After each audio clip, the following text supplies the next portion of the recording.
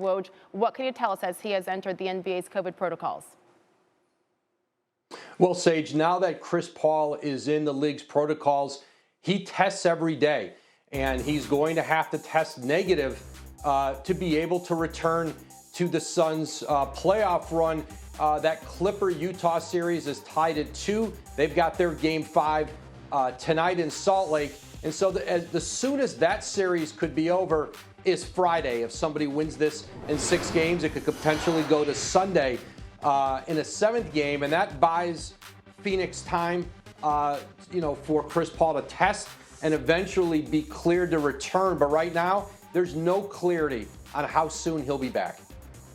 All right, Woj, once again, tough timing. Timing is of the essence with all of these situations right now in the NBA. At this point, are you talking to people in Phoenix? What's the level of concern that Chris is going to miss time?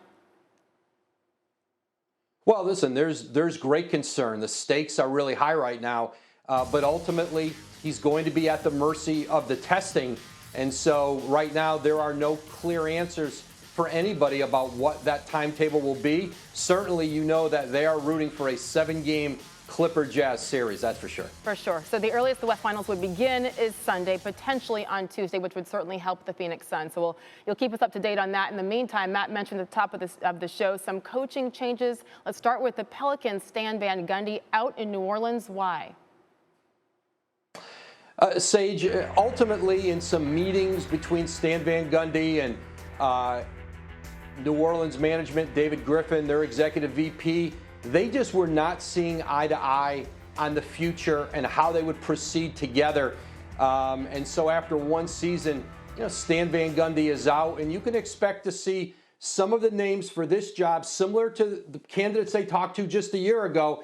Assistant coaches like Ime Udoka, Jacques Vaughn in Brooklyn, Charles Lee in Milwaukee, Jason Kidd with the Lakers among possible candidates as Zion Williamson heads toward his 3rd head coach in 3 NBA seasons. I was just going to say that's a lot of change for the young Zion Williamson. He was there for just the one season in New Orleans after just a year off in between that head coaching job with the Detroit Pistons. So from Stan Van Gundy in New Orleans to Washington, and maybe this coaching change a bit more of a surprise. Woj, why is Scott Brooks out in Washington?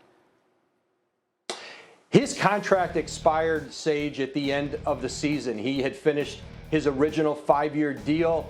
They couldn't agree on a new deal. And, Scott Brooks and management had talked extensively, but they couldn't agree to move forward together. I think there were questions about staff and assistant coaches, and certainly Scott Brooks, wanted to go forward with the staff he had. I think there were some questions about that, but ultimately, no agreement on a new contract. So he's out, and certainly this is a crucial time for this Washington franchise. Bradley Beal's future is certainly very much in balance in Washington. And of course, Russell Westbrook, who was very close to Scott Brooks, played for him in Oklahoma City, was a great advocate for him with the Wizards. That's certainly going to be a change for him too. They made 3 playoff appearances in Brooks' 5 seasons as head coach, and we should note what a difficult season this was in particular for Washington.